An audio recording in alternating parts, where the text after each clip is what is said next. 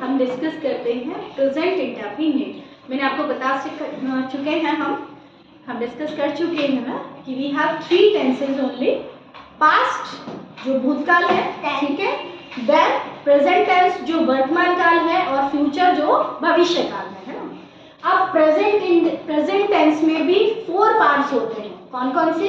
Present indefinite, present continuous, present perfect and present perfect continuous. ठीक है, तो उसका एक पार्ट आज हम जो आपकी बुक में है वो हम डिस्कस कर लेते हैं, प्रेजेंट इंडेफिनिट टेंस। अब सबसे पहले हम ये समझते हैं कि प्रेजेंट इंडेफिनिट टेंस है क्या।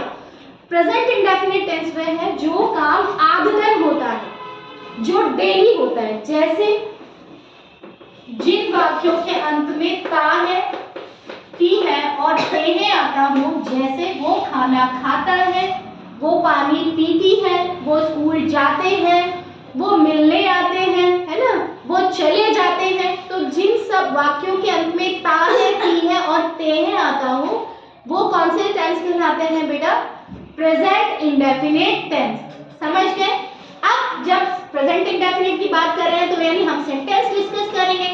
सेंटेंस में आपको क्या है? एक सब्जेक्ट होता है, एक वर्ब होता है और एक ऑब्जेक्ट होता है ना।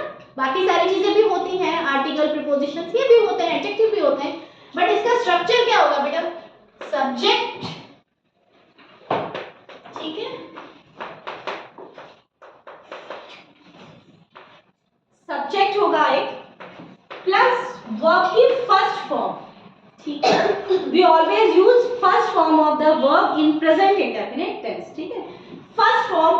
अब अगर आपका जो सब्जेक्ट है सिंगुलर है तो उसमें वर्ब के साथ में आप क्या यूज करेंगे बेटा? एस और ES. Stop talking, Saransh and Harding. क्या यूज करेंगे बेटा वर्ब के साथ में? एस और ES if your subject is singular. ठीक है, plus object and other words of the sentence. ठीक है, अब एस और एस किस किस के साथ लगेगा? ओनली सिंगुलर सब्जेक्ट्स के साथ। ठीक है, सिंगुलर सब्जेक्ट्स।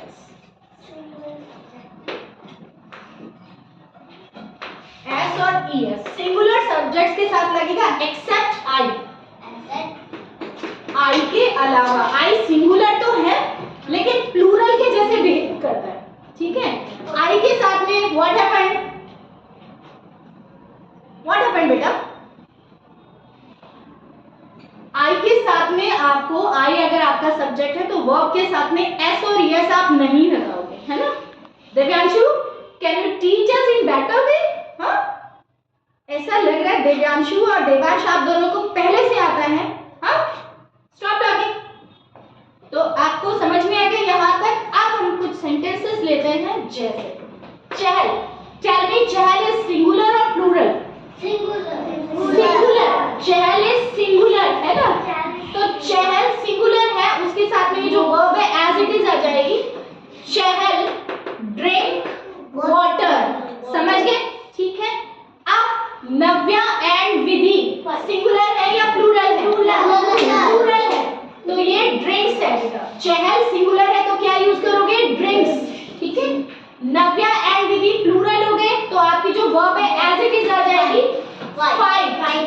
ठीक है, in the class. Next, students, it is again plural, तो क्या लिखोगे? Students watch at the black board. I कैसे बिहेव करेगा? प्लूरल के जैसे, तो आई टीच गुड वैल्यूज। ठीक है, अंश सिंगुलर है तो अंश मेक वीडियोस या अंश मेक्स वीडियोस? मेक्स। समझ में आ गया? सिंगुलर के साथ में आपको वर्ब के साथ में क्या लगाना है बेटा? एस या ईएस। अब ईएस कहाँ लगाओगे? जिन वर्ड्स के लास्ट में सीएच आ रहा हो, एसएच आ रहा हो। ठीक है, ऑलमोस्ट जैसे स्पीच, स्पीचेस हो जाता है।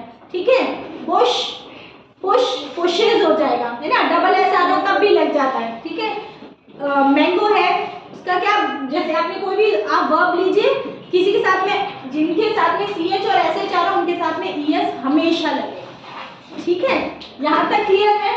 अब अगर आप इनका नेगेटिव बनाएंगे तो आप कैसे बनाएंगे? देखो,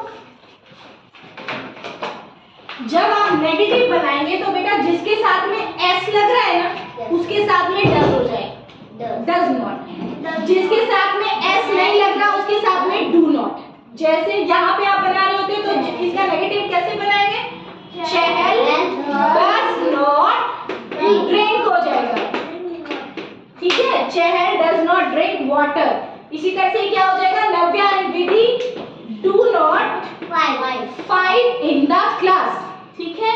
students do not watch at the black board, ठीक है। I do not teach good values. Ansh does not make videos. ठीक है, समझ में आ गया? इस टाइप से नेगेटिव अफर्मेटिव आपका क्या है?